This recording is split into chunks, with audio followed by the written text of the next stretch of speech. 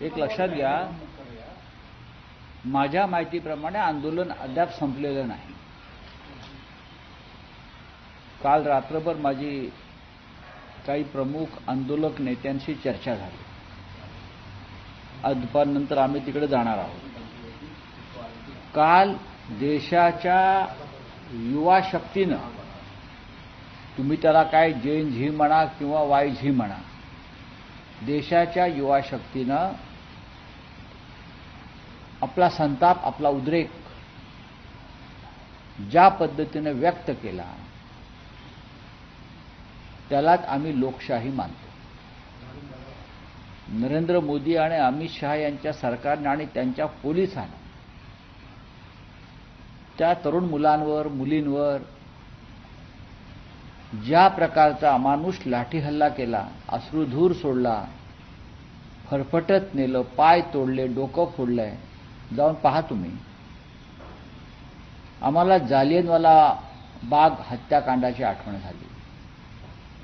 जालियनवाला बागेत जनरल डायरनं गोळ्या घातल्या.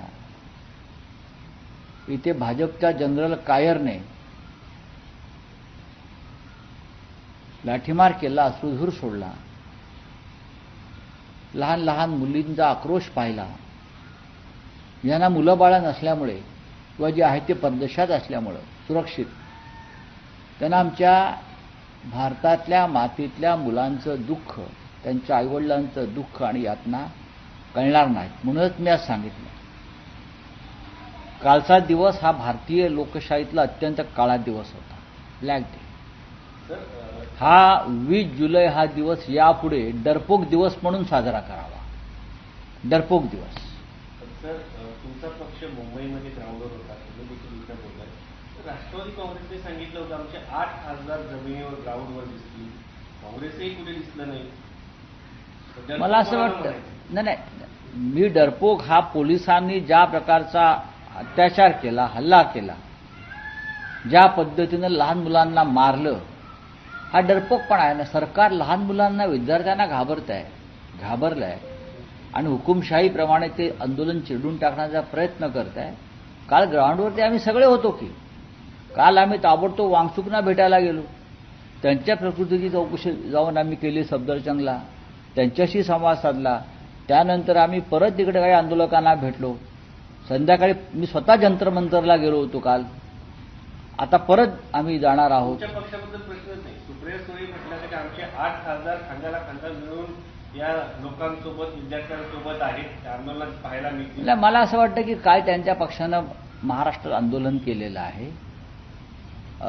मला इकडल्या त्यांची भूमिका सुद्धा कालच्या बैठकीमध्ये हे आंदोलकांच्या बाजूनीच होती.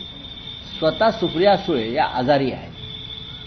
त्यांना मी काल, मलाही वाईट वाटलं की सुप्रियाताई म्हणजे फार व्होकल आहेत ज्याला आपण म्हणतो, पण त्यांचा आवाजच येत नाहीये. त्यांचा घसा पूर्णपणे हे जो कंठ आहे तो बिघडलेला आहे आणि डॉक्टरांनी त्यांना किमान 10 ते 12 दिवस बोलू नये किंवा घशावर ताण देऊ नये हे सांगितलेलं आहे. त्यांचे लोक होते की आता जे मला असं माझ्या माहितीप्रमाणे जे अनिश गावंडे आहेत दिपके बरोबर, ते त्यांच्याच पक्षाचे आहेत. त्यांनी असं सांगितलं आमचे 8 खासदार असतील, एकही खासदार ग्राउंडवर पाहायला. बघा, खासदार असतील किंवा नसतील, त्याहीपेक्षा कार्यकर्ते होते जमिनीवर. प्रश्न हा आहे की या देशातील जे राजकीय घराणे आहेत त्यांना त्यांच्या मुलाचं करिअर दिसलं, ग्राउंडवर येताना दिसत नाही. नाही, आता याच्यावरती आज हा चर्चेचा विषय नाही. पण या सगळ्या, मला असं वाटत नाही का विरोधी पक्षाला देखील मोठा संदेश आहे? विरोधी पक्षांना हे आंदोलन ताब्यात घ्यायला पाहिजे. आता आम्ही आजच्या बैठकीत हा मुद्दा मांडणार आहोत. आम्ही स्वतः मुंबईमध्ये फार मोठं आंदोलन केलं, अजूनही करत आहोत, यापुढेही करत राहू. जिथे जिथे संधी मिळेल तिथे युवा सेनेचे प्रमुख आदित्य ठाकरे हे आघाडीवर जाऊन नेतृत्व करून, तरुणांना एकत्र करून या सगळ्या मोठ्या आंदोलनाला समर्थन देत आहेत. शिवाजी पार्कचं आंदोलन हे महाराष्ट्रातलं किंवा देशातलं एक मोठं आंदोलन झालं, आपण पाहिलं असेल. आणि यापुढे सुद्धा ही आंदोलनं सुरूच राहतील. आम्ही इतकंच सांगतो आहोत की देश पातळीवरती आता हे आंदोलन घेऊन जावं लागेल. सर, धर्मेंद्र बॉर्डरवर शेतकऱ्याचं आंदोलन नाही, लढत सर, एक याला जोडून होतं. धर्मेंद्र प्रधानांचा एक काल व्हिडिओ समोर आलेला आहे. एकीकडे आंदोलन करत असताना हसत धर्मेंद्र प्रधान निर्लज्ज आहेत ना, हे आमच्या जखमीवर मीठ चोळतायत. एका बाजूला तरुण मुलांवर, विद्यार्थ्यांवर, लहान मुलांवरती अमानुष लाठीचार्ज करतायत आणि ज्यांच्या विरोधामध्ये आंदोलन सुरू आहे हे क्रूर आणि विकृतपणे हसत हसत बाहेर पडतायत, तोंडामध्ये काहीतरी चघळत. याचा अर्थ किती काळजी आहे या मुलांची. याला क्रौर्य म्हणतात आणि हे जे क्रौर्य आहे डरपोकपणातून निर्माण होतं. पण काल ही ठिणगी पडलेली आहे क्रांतीची, लक्षात घ्या, आणि हा वणवा पेटल्याशिवाय राहणार नाही. तर देशाच्या एकीकडे आता शेतकरी देखील या आंदोलनामध्ये सहभागी होण्याची नाही, खरं म्हणजे शेतकरी कालच येणार होते. या शंभू बॉर्डरला काल हजारो शेतकरी जमा झाले होते आणि त्यांना सुद्धा या आंदोलनात सहभागी व्हायचं होतं.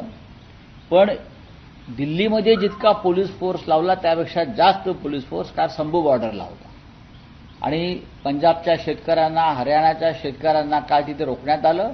नाहीतर ते सुद्धा शेतकरी बांधव त्यांच्या मागण्यांसाठी विद्यार्थ्यांच्या आंदोलनामध्ये विलीन होणार होते. तर तुम्ही मागाशी म्हटलं की आज याच्यावरती चर्चा होईल की विरोधकांनी या आंदोलनामध्ये सहभागी व्हायला पाहिजे.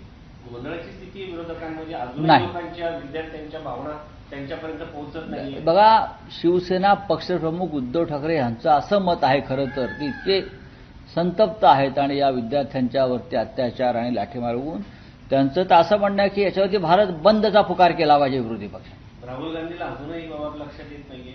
नाही, राहुल गांधींच्या लक्षात येतं ना. राहुल गांधी स्वतः नीटच्या प्रकरणामध्ये सगळ्यात आधी आंदोलन त्यांनीच सुरू केलेलं आहे. राहुल गांधींनी या देशामध्ये नीटच्या विरोधामध्ये पहिला एल्गार जर कोणी पुकारला असेल. सभागृहामध्ये विद्यार्थ्यांना संबोधित करणं, अभिजित तितकेसारखा लाटा काटा खाणं, त्याच्यात फरक वाटत नाही तुम्हाला? अजिबात फरक वाटत नाही. तुम्ही एक अजेंडा घेऊन जर माझ्याशी बोलता, तुमचं चॅनल मला माहिती आहे काय आहे ते, तुम्ही असं अजेंडा घेऊन जर बोलत असाल तर तुम्ही त्या आंदोलनाचा अपमान करता. हे मी ऑनलाईन सांगतोय. तुम्हाला असं वाटत नाही की राजकीय नेत्यांच्या मुलांच्या करिअरसाठी ते मुलं बाहेर येत नाही?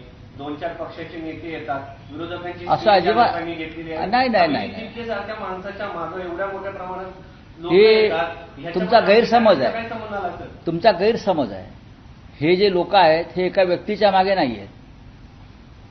मग वांगचूक जे असतील किंवा अभिजित दिपके जे असतील, हा एक इश्यू आज हा राहुल गांधी किंवा आम्ही सगळ्यांनी उचलला. त्यातून ही लढाई सुरू झाली आणि त्या लढाईमध्ये तेल ओतण्याचं काम या देशाचे सरन्यायाधीश मायलॉर्ड सूर्यकांत यांनी केलं. हे समजून घ्या. त्याच्यामुळे भडका उडाला. प्रत्येक राजकीय नेता आणि राजकीय पक्ष नीट पेपर फुटीवर सगळ्यात जास्त रस्त्यावरती उतरला. खरं म्हणजे तुम्ही हे प्रश्न देवेंद्र फडणवीसना विचारला पाहिजे. पेपर फुटीचं सगळ्यात मोठं केंद्र हे महाराष्ट्र आहे, लातूर आहे, पुणे आहे आणि ते सगळे राष्ट्रीय स्वयंसेवक संघाचे लोक आहेत, पुढारीकार. कळलं? प्रश्न हा तुम्ही राज्याच्या, महाराष्ट्राच्या गृहमंत्री, मी ऐकतोय ना, मला तुम्ही प्रश्न विचारूच नका. हा जो विषय आहे हा महाराष्ट्राशी संबंधित आहे. देवेंद्र फडणवीस यांचं मुख्यमंत्री नाही, मी तर तुमच्या पक्षाचे खासदार म्हणतात की आदित्य ठाकरे आम्हाला भेटत नाही, ग्राउंडवर येत नाही. याच्यामध्ये काय संबंध आहे? तुम्ही व्यक्त होतात. प्रश्न आहे की विरोधकांचे प्रश्न मांडायला अभिजित दिपकेला अमेरिकेतून इथे यावं लागलं सर. नाही, असं काय नसतं. त्याच्या हा तुमचा प्रश्न, हळू बोला जरा. हा प्रश्न अत्यंत मूर्खपणाचा आहे. तुम्ही अभ्यास करून या. आदित्य ठाकरेच ग्राउंडवर आहेत. आदित्य ठाकरे अत्यंत ग्राउंडवरती आहेत. अमेरिकेतून कोणी आलं, लंडनवरनं कोणी आलं किंवा न्यूयॉर्कमधून कोणी आलं म्हणून आंदोलन होत नाही. आम्ही सगळे त्या आंदोलनाच्या पाठीशी आहोत म्हणून ते आंदोलन यशस्वी होत आहे. काल केजरीवाल आंदोलनामध्ये होते, काल समाजवादी पार्टीचे लोक आंदोलनामध्ये होते, काल भीम आर्मीचे नेते आंदोलनामध्ये होते, काल आमचे लोक आंदोलनामध्ये होते. आम्ही सातत्याने त्या आंदोलनाच्या पाठीशी आहोत. काल उद्धव ठाकरे यांनी किमान 25 वेळा याच्यावर त्यांच्याशी चर्चा केलेली आहे. आणि एक पत्रकारांना माझा सल्ला आहे, तुम्ही सरकारची गुलामगिरी करू नका. हे सरकार अत्यंत क्रूर आहे, हे सरकार अत्यंत निर्घृण आहे. आणि नरेंद्र मोदी आणि अमित शहा यांनी काल ज्या पद्धतीनं या देशातला युवकांवरती हल्ला केलेला आहे, लाठीमार केलेला आहे, असं क्रौर्य फक्त ब्रिटिश काळामध्ये जालियनवाला बाग हत्याकांडात दिसलं. निशस्त्र मुलांवर, मुलींवर, त्यांच्या पालकांवर जे हल्ले केले त्याच्यामुळे या देशामध्ये एक जो असंतोष आणि उद्रेक झालेला आहे त्याचा सुद्धा विचार स्वतःला पत्रकार संबंधाच्या तरुणांनी केला पाहिजे. राऊत साहेब, तुम्ही आता बोलताना म्हटले की भारत बंदची एक प्रकारे भारत बंद झाला पाहिजे अशा पद्धतीची उद्धव ठाकरेंची भूमिका आहे असं तुम्ही बोलताना आता म्हणाले. होय. त्या अनुषंगाने काय तुम्ही पुढे जाणार आहात का? त्या अनुषंगाने काय त्यांची भूमिका आम्ही काल चर्चा केली. त्यांचं असं म्हणणं आहे की ज्या प्रकारचं आंदोलन काल झालं या देशामध्ये, देशाच्या राजधानीमध्ये, ते अत्यंत गंभीर आहे, चिंताजनक आहे. ज्या पद्धतीनं पोलिसांनी क्रौर्याची परिसीमा गाठली ती अत्यंत भयंकर आहे. खरं म्हणजे या प्रश्नावर फक्त दिल्लीत नाही तर देशभरामध्ये, भारतामध्ये सर्व राजकीय पक्षांनी एकत्र येऊन वणवा पेटवायला पाहिजे, ही त्यांची भूमिका आहे. आणि यावर जर भारत बंद करण्याची जरी वेळ आली तरी आम्ही त्यात सहभागी होऊ. पण त्या अनुषंगाने विरोधी पक्ष आहेत, कारण तुम्ही आता इंडिया आघाडीच्या बैठकीमध्ये कालच्या आंदोलनाच्या अनुषंगाने चर्चा करणार आहात, तर हा मुद्दा उद्धव ठाकरेंच्या वतीने तुम्ही मांडणार आहात? आम्ही नक्की मांडायला काय. महाराष्ट्रामध्ये काल 4 ठिकाणी मोठं आंदोलन झालं. आपण पुण्यातलं पाहिलं असेल, आपण नागपूरला पाहिलं असेल, शिवसेनेनेच केलेलं आंदोलन आणि त्याच्यामध्ये सर्व क्षेत्रातले तरुण वर्ग काल नागपूरला उतरला होता. आता त्याच्यानंतर जिल्ह्यातल्या प्रत्येक ठिकाणी हे जेन झीचं आंदोलन सुरू होईल. तर राज्यसभेमध्ये अमित शहा वंदे मातरम विधेयक आणणार आहे, 3 वर्षाची शिक्षा दिली जाणार आहे जर अडथळा आणला. स्वतःला येतं का वंदे मातरम? किंवा त्यांचे जे नेते आहेत प्रधानमंत्री, ते टेलिप्रॉम्प्टरशिवाय वंदे मातरमची पूर्ण कडवी म्हणू शकतात का? त्यांनी म्हणून दाखवावं. सेंट्रल हॉलमध्ये आम्ही येतो, टेलिप्रॉम्प्टरशिवाय वंदे मातरम देशामध्ये काय चाललंय आणि तुम्ही काय करता. वंदे मातरमसाठी सक्ती करण्याची गरज नाही गृहमंत्रीजी.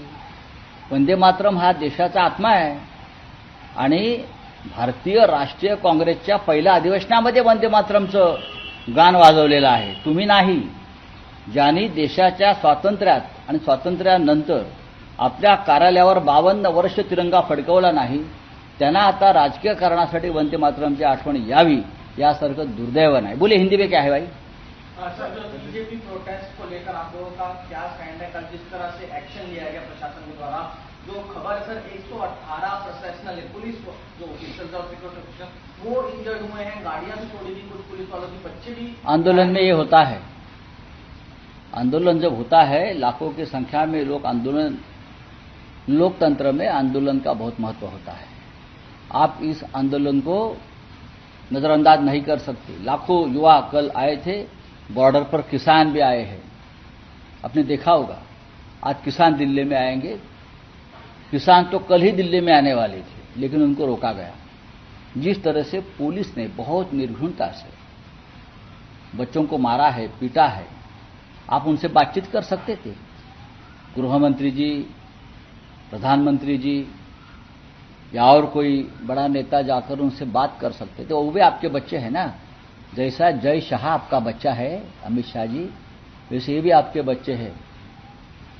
ये देश आपके बेटे के लिए नहीं है जो आज क्रिकेट का बादशाह बना है. ये बच्चे पढ़ाई करते हैं, एग्जाम देते हैं, पेपर लीक होता है, फिर वो आत्महत्या करते हैं, उनके माँ बाप रोते हैं, हमने कल देखा है. तो उनको भी जय शाह जैसा प्यार दीजिए आप. ये मैं कहूँगा आपको आशीर्वाद मिलेगा भगवान श्री राम का. वहाँ भी लूट चल रही है. जिस बेरहमी से मारा है, क्या उनको दुख नहीं है? सरकार को थोड़ा भी अंदर अगर कोई अंतरात्मा उनकी जाग गई होगी तो जाकर बच्चों को मिलेंगे ये लोग. मोदी बड़ी बड़ी बातें करते हैं ना मानवता की, मैं फकीर हूं, मैं लकीर हूं, तो फकीर का आत्मा जिंदा होना चाहिए. सर, राहुल गांधी ने सर जो पीएम मोदी हैं उन्हें most anti youth prime minister label दिया है. सर, उनकी बात से आप कितना इत्तेफाक रखते हैं, कितना सहमत हैं? मैं इत्तेफाक रखता हूं, हम सहमत हैं. सर, सीजेपी का जो प्रोटेस्ट है आज फिर है, उन्होंने कहा कि हम सब देखिए, आंदोलन हुआ है, कल बड़ा आंदोलन हुआ, लेकिन जो मांग है पेपर लीक के जो असली गुनहगार है एजुकेशन मिनिस्टर, उनकी इस्तीफे की मांग के लिए वांगचुक जी ने फास्ट शुरू किया है ना. जंतर मंतर पर जो बच्चे आए हैं, बैठे हैं, कल उसने लाठियां खाई है, हाँ, आंसू गैस भी सहन किया है। अगर गोलियां चलाते तो छाती पर गोली झेलने के लिए भी तैयार थे। किसके लिए? तो जो एक मांग है उसके लिए आपको धर्मेंद्र प्रधान को बचाना है और देश के युवाओं को एजुकेशन सिस्टम और देश को बचाना है। ये फर्क है। सर एक और डील क्वेश्चन में आ रही है सर, इंडिया यूएस डील, उसके अगेंस्ट में जो पंजाब के किसान हैं वो दिल्ली की तरफ आ रहे हैं सर, डील क्या है और कैसे शंभू बॉर्डर पर इसको रोका गया? देखिए, शंभू बॉर्डर पर रोका गया है किसानों को। ये सरकार किसान के विरोध में है, ये सरकार स्टूडेंट के विरोध में है।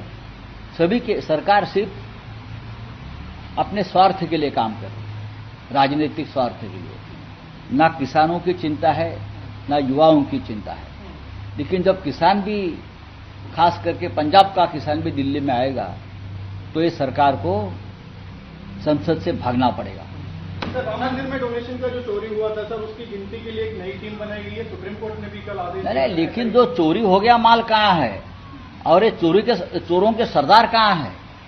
वो तो यहां बैठे हैं दिल्ली में, झंडे वाला स्टेट में बैठे हैं। उनके ऊपर क्या कार्रवाई होगी? सबको बचाने का काम चल रहा है। सर एक आपके पास तो प्रधानमंत्री एनडीए के सभी सांसदों के साथ बैठक ले रहे हैं। मंगल मिलन। इस तरह से हाँ? मंगल मिलन मिलन नाम का प्रोग्राम आज है। हाँ, जो प्रधानमंत्री इंडिया की मीटिंग होती है उसको आप सिर्फ नाम दिया है मंगल। अरे नाम ही दे रहे हैं ना, मंगल मिलन, दंगल। कल दंगल मिलन हो गया ना। बाकी सांसद वो भी अटेंड रहेंगे 6 सांसद। देखो, वो बागी नहीं है, वो गद्दार है। बागी किसको कहते हैं? बागी भगत सिंह को कहते हैं, सुखदेव को कहते हैं। कल जो बच्चे आए थे वो बागी है। कल जो लाखों बच्चे सड़क पर उतरे थे, आप उसको बागी बोल सकते हो। वो खरीदे हुए बच्चे नहीं है ना। जो 50-50 करोड़ में अपने आप को बेचने के लिए तैयार हो गए, वो गद्दार होते, वो बागी नहीं है। तो अगर हमारे 6 सांसद वहां गए हैं, वो गद्दार है और मंगल मिलन में जा रहे हैं। अगर वो कल दंगल मिलन में शामिल होते तो मैं उनको मान लेता। सर आता एनडीएची बैठक पार पडतीये, पंतप्रधान नरेंद्र मोदी स्वतः बैठकीला पोहोचले आहेत. आपल्या पक्षात जे 6 खासदार बंडखोर बाहेर पडले ते या बैठकीला उपस्थित. बघा, बंडखोर म्हणणं हा या देशातल्या आणि जगातल्या आतापर्यंतच्या क्रांतिकारक बंडखोरांचा अपमान आहे. ते गद्दार आहे. बंडखोर कोणाला म्हणाल? क्रांतीवीर वासुदेव बळवंत फडके बंडखोर होते. सुखदेव, राजगुरू, भगतसिंग, अशफाकुल्ला खां हे बंडखोर होते.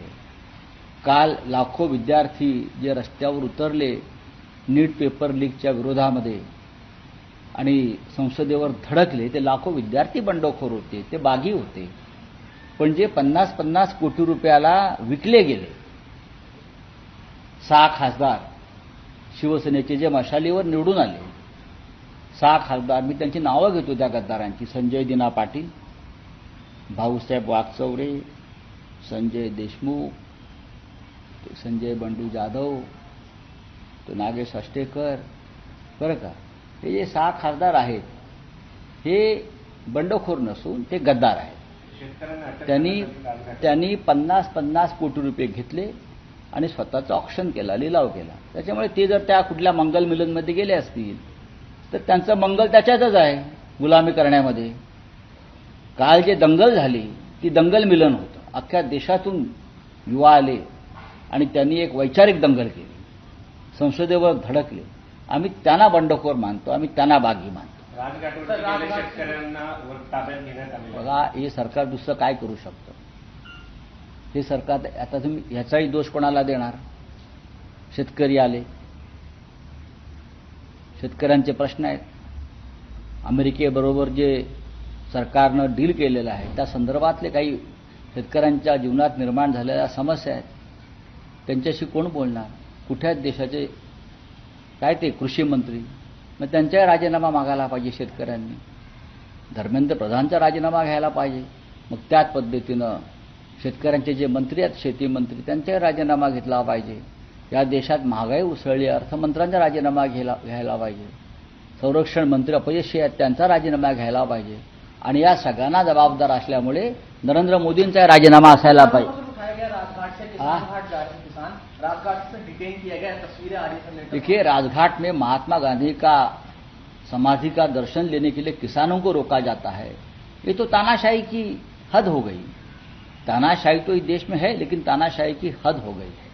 आप किसानों को आप क्यों रोकते हो? किसान ने अपना क्या बिगाड़ा है? किसान एक देश का हमारा एक आधार है, मजबूती का आधार है, लेकिन आप उनको रोकते हो, युवाओं को रोकते हो, कल महिलाओं को रोकेंगे, फिर ये देश में रहेगा कौन? चलो, थँक्यू. एबीपी माझा, उघडा डोळे बघा नीट.